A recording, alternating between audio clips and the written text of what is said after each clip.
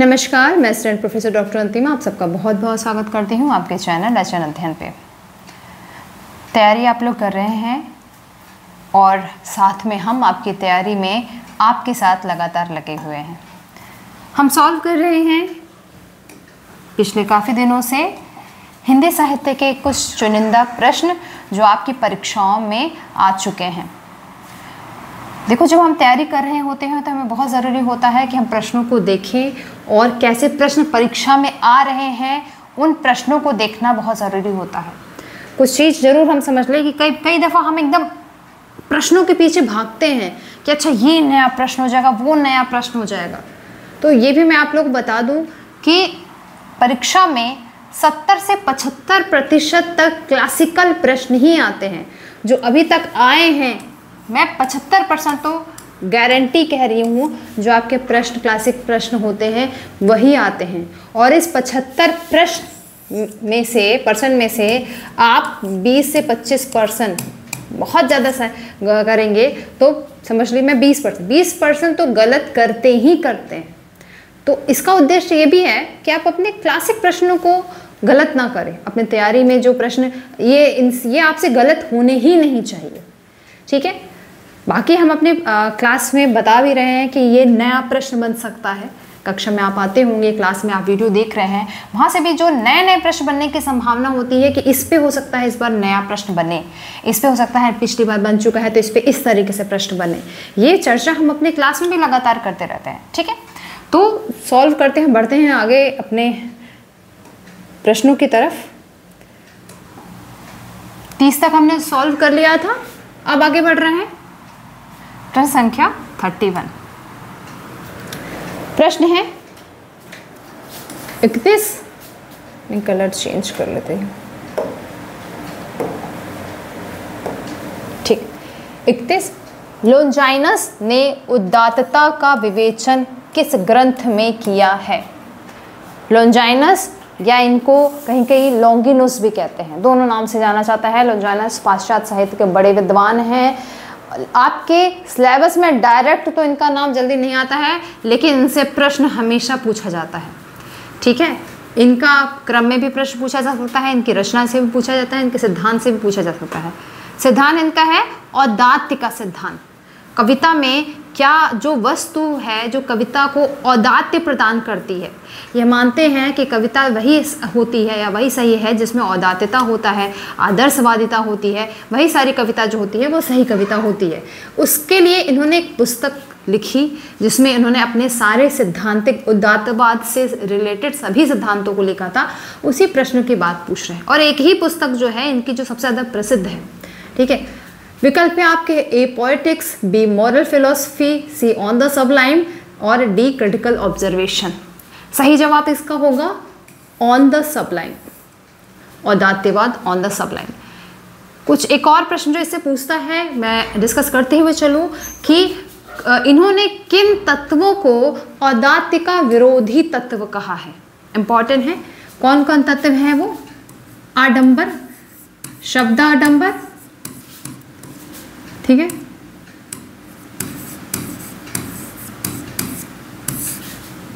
भावाडंबर और बलिष्ठता। ये प्रश्न पूछा जा चुका है, इसलिए हम इसको वहां भी क्लियर करते जाए। ये तीन जो हैं वह विरोधी तत्व हैं जो जिनके होने से कविता में औदात्य के जो गुण है उस पर असर पड़ता है डायरेक्ट, ठीक है। अब ये डिटेल में क्या है इनको मैं आपको क्लास में बताऊंगी। आते हैं अगले प्रश्न पर। अगला प्रश्न है, किस पाश्चात्य विचारक ने कला और सहजानुभूति को अभिन्न माना है? ठीक है, कविता के लिए कला और सहजानुभूति को अभिन्न अंग माना है। सहज अनुभूति बड़ा चर्चित है। विकल्प हैं आपके ए बेनेडिक्टो क्रोचे, बी आई.ए. रिचर्ड, सी स्पिनगॉन, डी टी.एस. इलियट। तो सहजानुभूति किसका अंग है? सहजानुभूति है अभिव्यंजनावाद का अंग, ठीक है। और अभिव्यंजनावाद जो है वह किसका वाद है या इस सिद्धांत के प्रतिपादक कौन है? आसान सवाल, आपका सही जवाब हो जाएगा ए, बेनेडिक्टो क्रोचे।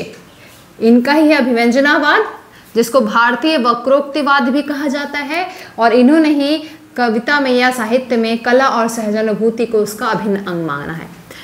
अब अन्य विकल्प हैं आई ए रिचर्ड्स हम जानते हैं संप्रेषण सिद्धांत के प्रवर्तक रहे हैं। स्पिनगॉर, जिन्होंने पहली बार नई समीक्षा नाम दिया है, और टी.एस. इलियट, वस्तुनिष्ठता का सिद्धांत, निर्वैयक्तिकता का सिद्धांत, ये टी.एस. इलियट का सिद्धांत है। ठीक है, आते हैं अगले प्रश्न पर।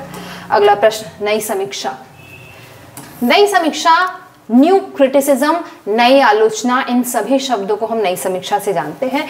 नई समीक्षा के केंद्र में कौन है पूछ रहा है, कौन है? विकल्प है ए, कृतिकार, बी, कृति, सी, समाज, और डी, युगीन परिस्थितियां। इसमें से कौन है जो नई समीक्षा के केंद्र में है? नई समीक्षा से जुड़ी कुछ जरूरी बातें, इससे पहले हमें इसका आंसर कर ले। नई समीक्षा के केंद्र में कौन है? सी, समाज। ठीक है, आते हैं अगले नई समीक्षा पे हम बात करते हैं। नई समीक्षा, अभी हमने क्या बात किया कि इसका जो पहला जो नामकरण है वो किसने किया था? इसके जस्ट पिछले प्रश्न में है, कौन है आपके नामकरण करने वाले? स्पिनगॉन। ठीक, और नई समीक्षा को पहली बार एज ए सिद्धांत के तौर पे कौन प्रतिस्थापित करते हैं? John crow ransom. ठीक है, और रैनसम की एक पुस्तक है न्यू क्रिटिसिज्म। न्यू क्रिटिसिज्म में इन्होंने अपनी ये नई समीक्षा को साहित्य जगत में कॉन्सेप्ट के रूप में ठीक तरीके से स्थापित करने का कार्य किया है। ठीक, आते हैं अगले प्रश्न पे।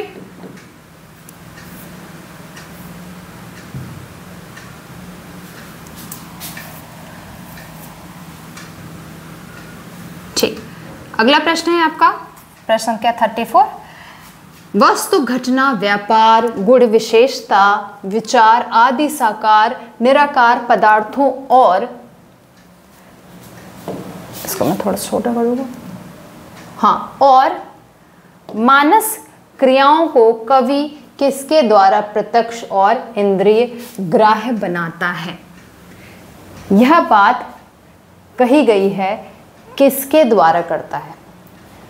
जब कोई भी रचना हम पढ़ते हैं, काव्य पढ़ते हैं, तो जो कवि है वह इन सभी को, वस्तु को, घटना को, व्यापार को या विशेषता है, इसको साकार या निराकार पदार्थ को मनुष्य के मन में स्थापित कौन कराता है?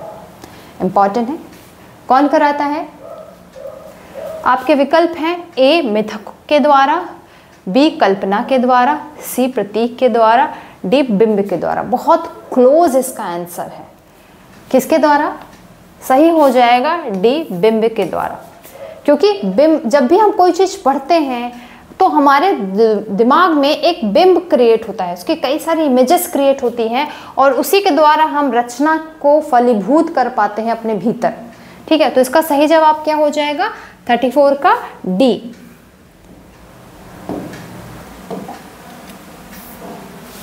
आते हैं अगले प्रश्न पे। अगला प्रश्न है, प्रतीकवाद की सर्वप्रथम घोषणा करने वाले, सर्वप्रथम पूछा है, घोषणा करने वाले विचारक कौन थे? प्रतीकवाद पाश्चात्य सिद्धांत, ठीक है, जिसमें प्रतीकों के बारे में बताया गया है। पूछ रहा है कि इसकी घोषणा करने वाले सर्वप्रथम कौन है? सर्वप्रथम है, आपके विकल्प हैं ए, एमिल ज़ोला, बी, कीट्स, सी, जीन मोरे, डी, जेम्स जॉइस। तो मैं पहले करूं, इससे पहले जरूर आप इस प्रश्न का उत्तर दें। 35 का क्या होगा आप तुरंत लिखें, और साथ ही वही लिखेंगे तो ज़्यादा अच्छा रहेगा। विकल्प में है आपका सही जो जवाब हो जाएगा वह है सी, जीन मोरे। जीन मोरे ने लगभग 1886 में यह जो है पहली बार घोषणा करी, किसकी? प्रतीकवाद सिद्धांत की। एक और चर्चित नाम है प्रतीकवाद से एमिल ज़ोला, जो बाद में आकर के इस सिद्धांत से जुड़ती हैं, इसलिए इसका आंसर देते वक्त ये कंफ्यूजन हो सकती है। अब यदि आपने डिटेल में नहीं पढ़ा है तो आप फटाफट जोला को लगा देंगे, क्योंकि जोला जो है वो भी प्रतीकवाद से संबंधित है। लेकिन इसका सही जवाब हो जाएगा सी, जीन मोरे। ठीक है, ठीक है। तो छायावाद पुस्तक के लेखक कौन है? छायावाद के लगभग ये सभी विचारक जो हैं वो छायावाद के आसपास लिखते हैं, और छायावाद इनके लिखने का मेन कंटेंट भी है। लेकिन पर्टिकुलर पूछ रहा है इस पुस्तक नाम से किसने आलोचना लिखी है छायावाद पे। आपके विकल्प हैं ए रमेश चंद्र शाह, बी डॉक्टर देवराज, सी नामवर सिंह और डी नंद दुलारे वाजपेयी। ठीक है, तो सही जवाब इसका क्या हो जाएगा? सही जवाब है आपका सी, नामवर सिंह। नामवर सिंह ने छायावाद पर अलग से पुस्तक लिखी है। 1955 में ये पुस्तक आती है और 12 अध्याय में ये पूरी पुस्तक है, जिसमें एक लेख रूप में ये पूरी पुस्तक उन्होंने निकाली है, जिसमें छायावाद के अलग अलग विषय पर लेकर के टॉपिक पर ये उस पूरे लेख को एक साथ प्रकाशित करते हैं छायावाद पुस्तक के नाम से। ठीक है, आते हैं अगले प्रश्न पर।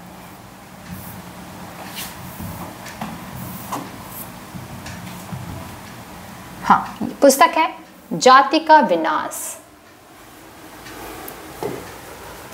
जाति का विनाश पुस्तक के लेखक का नाम क्या है?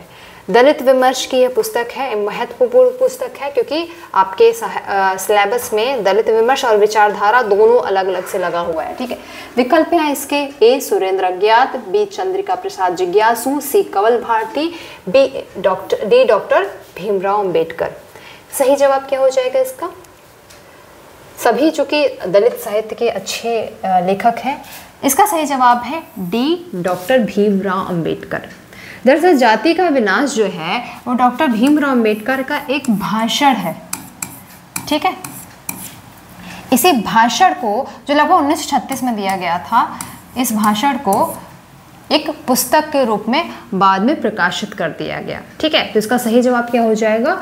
डी भीमराव अंबेडकर। इस पुस्तक में वही जातिगत जितनी जो अव्यवस्था है, जो भेदभाव है, छूत है, इसी के ऊपर अंबेडकर जी ने प्रकाश डाला है। अगला है 38 धर्म कथा पुरावृत्त या पुरा कथा के लिए आलोचना की शब्दावली में किस शब्द का प्रयोग किया जाता है? ठीक है, आसान है, थोड़ा सा ट्रिक्स अगर देखोगे तो। धर्मकथा पुराकथा पुरावृत्त के लिए क्या है जो अब तक परंपरागत कथाएं चली आ रही हैं, जिनको हम कहते तो हैं, जानते नहीं है सोर्स क्या है इसका, तो हम सादा एक सीधे से क्या प्रयोग कर लेते हैं कि ये कथाएं क्या हैं? मिथक है, मिथकों से ली गई कथाएं हैं, तो मिथक कहा जाता है। मौखिक अगर लोक साहित्य दिया होता तो सादा मौखिक बोल सकते थे। देवकथा केवल कंटेंट नहीं है, मिथास पर्टिकुलर शब्द प्रयोग अभी तक हिंदी साहित्य में नहीं किया जाता है, तो सही जवाब इसका क्या हो जाएगा? डी मिथक। ठीक है, आते हैं अगले पे। अगला है 39 सर्वोदय और ट्रस्टीशिप के सिद्धांत किस दर्शन के आधार पे है? सर्वोदय सिद्धांत, ये शब्द जो है वो सबसे ज्यादा कैचिंग है और हेल्पफुल है तुम्हें इसका जवाब देने के लिए। सर्वोदय मतलब सबका उदय, जिसमें सबके हित की बात की गई हो, समाज में हर एक वर्ग को साथ में चल करके अपने देश को आगे बढ़ाने की बात की गई है। और ट्रस्टीशिप मतलब जो समाज आर्थिक रूप से जो सामाजिक विभिन्नता है उसका जो दर्शन है वो ट्रस्टीशिप में जो होता है वो उसके अंदर लिया जाता है। बात ये हो रही है कि किसने इस दर्शन की आधार माना है। विकल्प है आपका ए मार्क्सवाद, बी एकात्म मानववाद, सी गांधीवाद, डी लोकतांत्रिकवाद। देखो सभी बात करते हैं समाज में, आर्थिक असमानता की बात करते हैं, सबके साथ के उदय की बात करते हैं, लेकिन ये शब्द जो है वो वही इसका की है। मैंने कहा इस शब्द को अगर जानेंगे तो सर्वोदय की बात कौन करता है? महात्मा गांधी। तो सही जवाब क्या हो जाएगा? सी गांधीवाद। ठीक है, आते हैं अगले प्रश्न पे। अगला प्रश्न है ओम प्रकाश वाल्मीकि की आत्मकथा का क्या नाम है? ओम प्रकाश वाल्मीकि दलित साहित्य के बड़े विचारक हैं, शुरुआती लेखक हैं। पूछ रहा है इनकी आत्मकथा क्या है। एक तो अब मैं बता दूं, दलित विमर्श में आत्मकथाओं की सबसे बड़ी भूमिका है। यदि पूछा जाए प्रश्न में कि कौन सी विधा है जिसने दलित विमर्श को स्थापित करने में योगदान दिया, सबसे पहले उसमें आत्मकथा ही विकल्प सही होगा। ठीक, पूछा है ओम प्रकाश वाल्मीकि की आत्मकथा कौन है, तो मुर्दहिया, बी संताप्त और सी उठाई गिरी, डी जूठन। तो इनकी आत्मकथा क्या है? सही जवाब हो जाएगा डी जूठन। मुर्दहिया किसकी आत्मकथा है? ओम प्रकाश वाल्मीकि और तुलसीराम की आत्मकथा मुर्दहिया भी है और मणिकर्णिका, 2 आत्मकथाएं उनकी है। ठीक है, संताप नहीं है, सदियों से संताप जो है, सदियों का संताप ओम प्रकाश वाल्मीकि का कविता संग्रह है। और संतप्त नाम से सूरजपाल चौहान की आत्मकथा है। संताप केवल कोई ऐसा रचना नहीं है, उठाईगिरी डॉक्टर लक्ष्मण गायकवाड़ की आत्मकथा है। ठीक है, आते हैं अगले प्रश्न पे। अगला प्रश्न है, उन्होंने सामान्य हृदय सत्य की सृष्टि व्यापिनी पावन द्वारा मनुष्य और पशु पक्षी सबको एक जीवन के सूत्र में देखा। यह जो दर्शन है, अहिंसा का दर्शन, वैष्णव का दर्शन, प्रेम का दर्शन, अगर आप भक्ति काल के समय में जाएं तो एक से जो था सूफी दर्शन ने इन सभी को सबसे बड़ा लिया और स्वीकार किया। तो इसका सही जवाब क्या हो जाएगा? सही जवाब है इसका सी, जायसी। रामचंद्र शुक्ल ने ये कथन कहा है जायसी के बारे में। ठीक है, तो सही जवाब है सी, जायसी।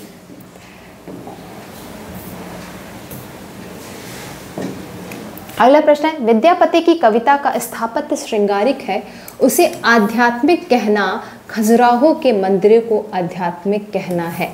विद्यापति की रचनाओं पे बड़ा आरोप लगा रहा है कि उनकी रचनाएं वैष्णववादी हैं, कि शैववादी हैं, श्रृंगारिक हैं, कि भक्ति हैं। तो ये एक अलग साहित्य में बहस का प्रश्न है।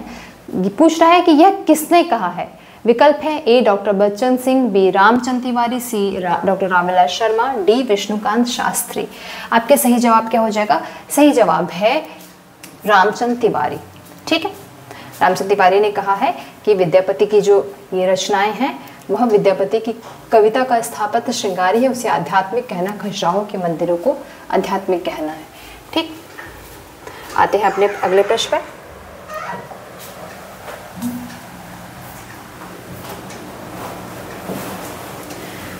इसमें कोई संदेह नहीं है कि कबीर को राम नाम रामानंद से प्राप्त हुआ, पर आगे चलकर कबीर के राम रामानंद के राम से भिन्न हो गए। यह किसका कथन है? हम जानते हैं रामानंद आकाश धर्मा गुरु हैं और रामानंद जब ने कबीर को भी अपना शिष्य बनाया था और रामानंद जो हैं वह उत्तर भारत में भक्ति की परंपरा का लेकर के आए, खासकर सगुण भक्ति की परंपरा के वाहक हैं और कबीर को उन्होंने शिष्य लिया। लेकिन जब हम राम की बात करते हैं तो कबीर के राम कौन है? निर्गुण राम है। रामानंद के राम कौन है? सगुण राम है। ठीक, तो इसमें प्रश्न है कि इसमें कोई संदेश नहीं कि कबीर को राम नाम जो है वो रामानंद ने दिया, लेकिन फिर भी कबीर के राम अलग है और रामानंद के राम जो है वो अलग है। ये कथन किसने कहा? बड़ा फेमस कथन है। आपके विकल्प है हजारी प्रसाद द्विवेदी, आचार्य रामचंद्र शुक्ल, डॉक्टर राम कुमार वर्मा, परशुराम शर्मा। सही जवाब हो जाए इसका बी, आचार्य रामचंद्र शुक्ल। हिंदी साहित्य के इतिहास में उन्होंने ये कथन कहा है। ठीक है, आते हैं अगले प्रश्न पे।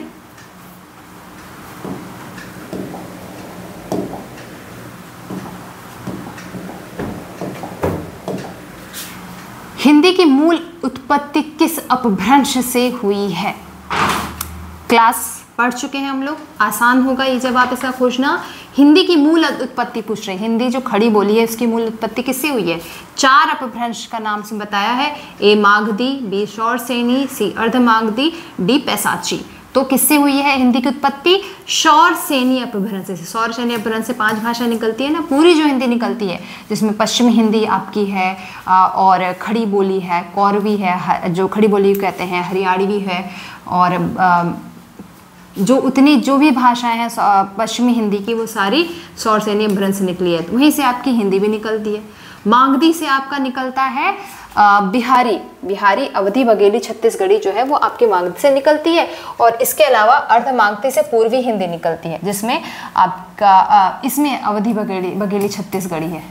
ABC जिसको हम लोग कहते हैं, पढ़ते वक्त मैंने सूत्र भी दिया था। जबकि मागधी से बिहारी निकलती है। बिहारी से कौन कौन है?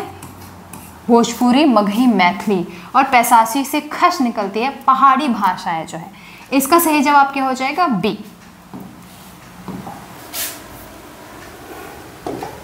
अगला है बघेली बोली को अवधि की दक्षिण शाखा किसे कहा जाता है?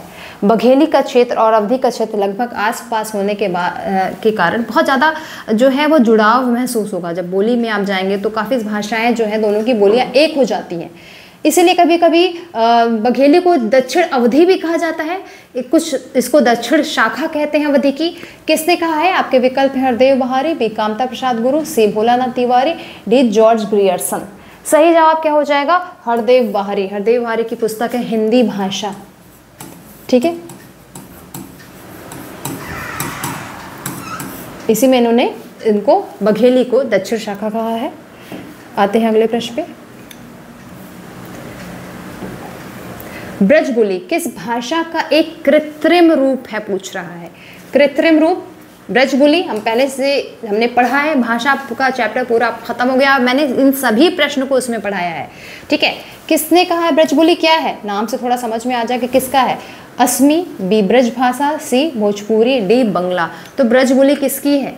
यहाँ पर किसकी एक भाषा के तौर पर आती है? कंफ्यूज हो जाओगे, थोड़ा सा बहुत ट्रिकी है ये, क्योंकि हमने पढ़ते वक्त इसमें दो चीज़ें डिस्कस करी थी और लास्ट में मैंने क्लियरली बताया भी था। तो मैं बताऊं इससे पहले आप ज़रूर विकल्प में लिख लेंगे कि इसका आंसर क्या होगा, ठीक है। फिर मैं बता रही हूँ क्या है इसका सही जवाब। हो जाएगा इसका, आपने जवाब दे दिया होगा, ब्रज भाषा की एक कृत्रिम है जो कि बंगला से मिलती है, ठीक है। उसको बंगला से बहुत प्रभावित है ये भाषा आपकी, ठीक है। इसलिए थोड़ा सा कंफ्यूजन होता है इसका एग्जैक्ट उत्तर ढूंढना, ठीक। आते हैं हम अगले प्रश्न पे।